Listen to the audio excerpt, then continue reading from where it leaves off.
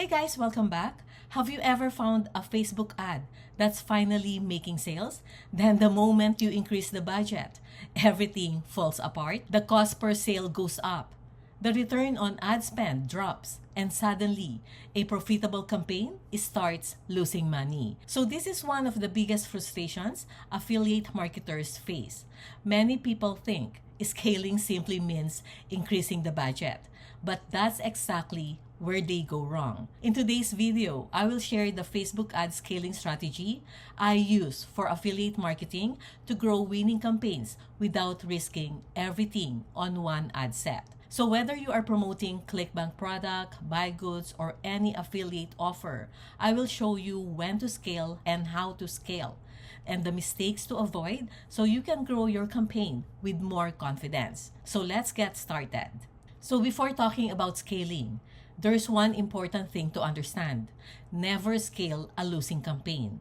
Scaling only works after you have proven that your ad is profitable or your campaign is profitable. So that means you have already validated your creative, your audience, and your offer. So if you are still in testing phase, keep testing. All right? Now, if you are consistently getting profitable results, then it is time to think about scaling. So here's the Facebook ad scaling strategy I use. So step number 1 is validate the winning ad. So don't scale based on emotions. Scale based on data. Before increasing your budget, ask yourself, is the campaign profitable? Has it generated consistent sales? Is it above the break-even point? Or has it produced enough data to make a confident decision? If your answer is yes, then it's ready for scaling. Step number 2, use horizontal scaling first. So this is my preferred strategy.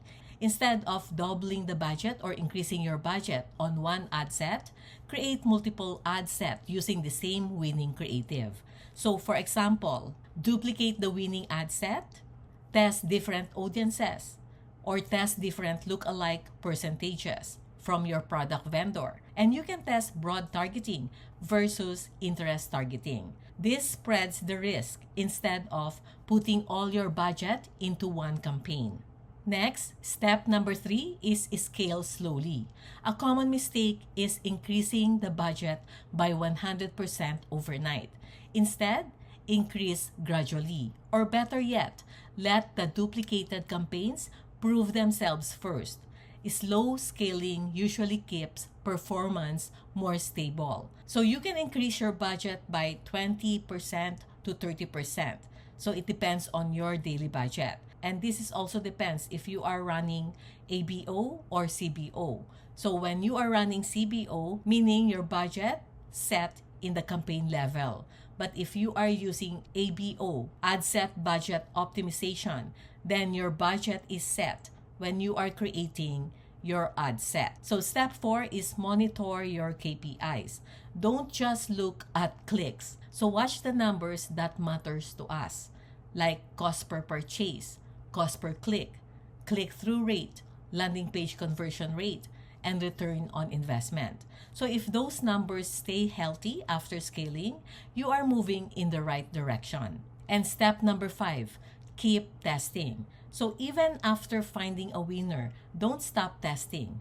Markets change. Audiences change. So what works today may not work 6 months from now. The best affiliate marketers always have new creatives being tested while their winning ads continue to scale. Now, if you want help reviewing your meta ads before spending more money, I also offer a meta ads audit service.